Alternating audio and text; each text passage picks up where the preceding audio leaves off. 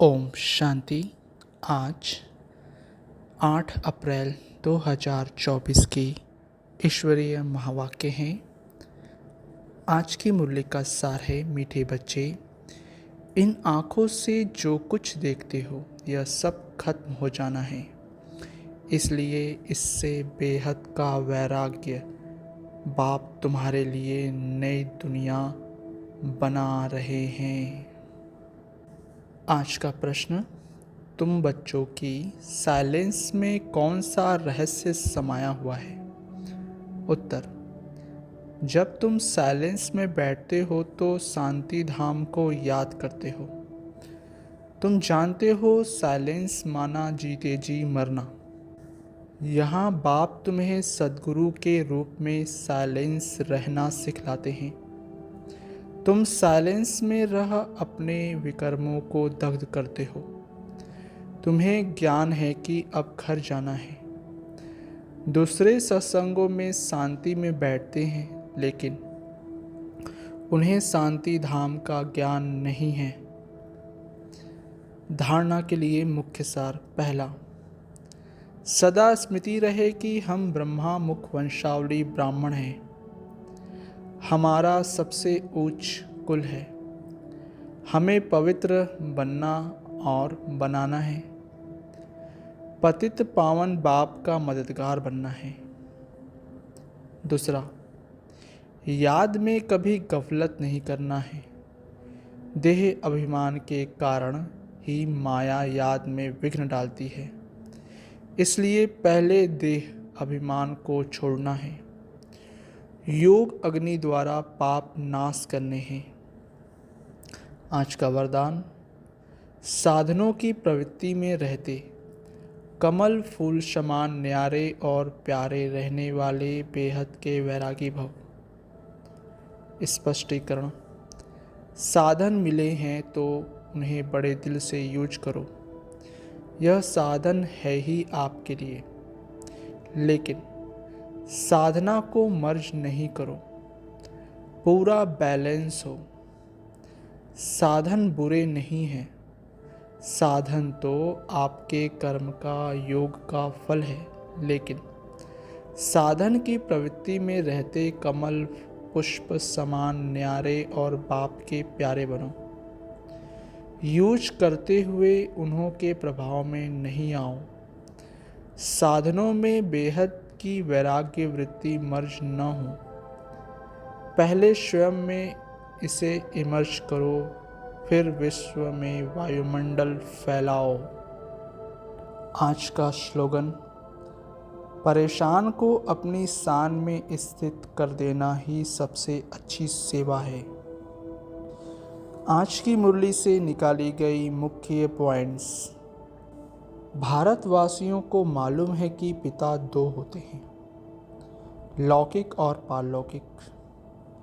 पारलौकिक को परमपिता कहा जाता है, लौकिक को परमपिता कह नहीं सकते।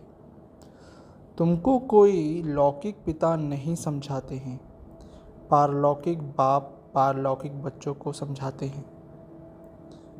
अगला, पहले पहले तुम जानते हो शांति धाम, जिसको तुम मुक्ति धाम, निर्वाण धाम व वानप्रस्थ भी कहते हो। अब बाप कहते हैं, बच्चे अब जाना है शांति धाम।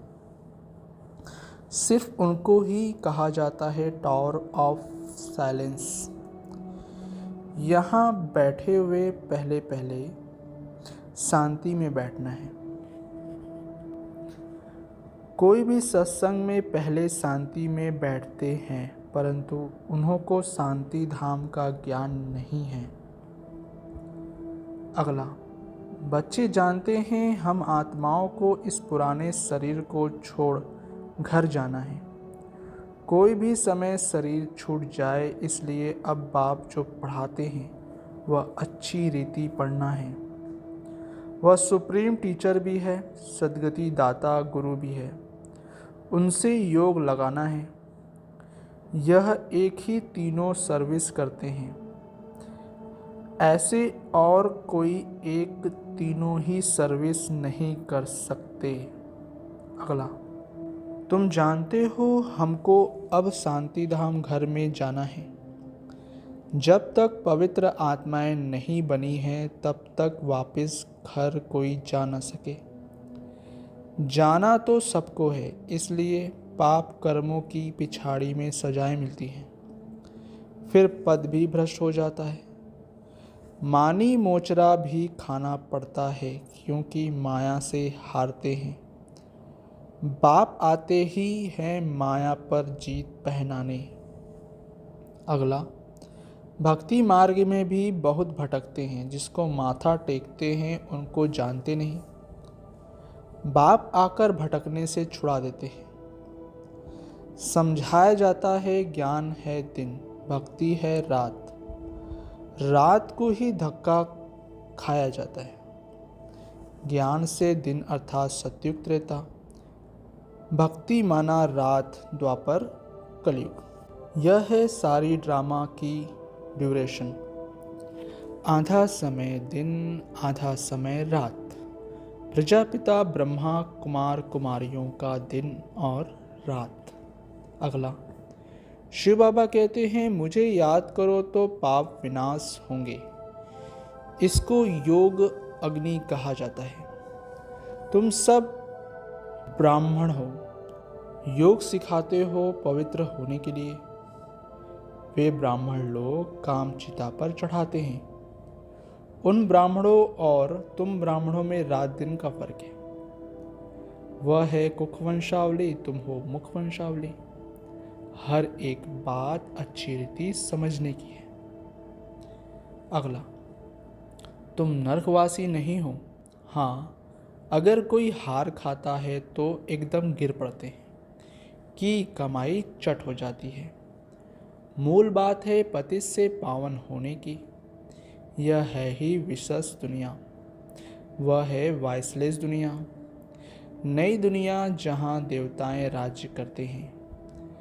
अभी तुम बच्चों को मालूम पड़ा है पहले पहले देवता ही सबसे जास्ती जन्म लेते हैं। उसमें भी जो पहले पहले सूर्यवंशी हैं वह पहले आते हैं, 21 पीढ़ी वर्षा पाते हैं। अगला, बाप आत्माओं को बैठ समझाते हैं। यह है आत्माओं और परमात्मा का मेला। यह बुद्धि से काम लिया जाता है। परमात्मा कब आते हैं? जब बहुत आत्माएं अथवा बहुत मनुष्य हो जाते हैं, तब परमात्मा मेले में आते हैं। आत्माओं और परमात्मा का मेला किस लिए लगता है? वह मेले तो मैले होने के लिए है। इस समय तुम भगवान द्वारा कांटे से फूल बन रहे हो। अगला, बाप को कहा जाता है सर्वशक्तिमान। जैसे बाप सर्वशक्तिमान है, वैसे रावण भी कम शक्तिमान नहीं है। बाप खुद ही कहते हैं माया बड़ी बलवान है, दुस्तर है। कहते हैं बाबा हम आपको याद करते हैं, माया हमारी याद को भुला देती है। एक दो के दुश्मन हुए ना, बाप आकर माया पर जीत पहनाते हैं, माया फिर हरा देती है। अगला, देह अभिमानी बनने से माया का थप्पड़ लग जाता है। कामी जो होते हैं उनके लिए बहुत कड़े अक्षर कहे जाते हैं। यह है ही रावण राज। यहाँ भी समझाया जाता है पावन बनो, फिर भी बनते नहीं। बाप कहते हैं बच्चे विकार में मत जाओ, काला मुंह मत करो। फिर भी लिखते हैं बाबा माया ने हार खिला दी, अर्थात काला मुंह कर बैठे। अगला, गायन भी है शिव भगवान वाच। माताएं स्वर्ग का द्वार खोलती हैं, इसलिए वंदे मातरम गाया जाता है।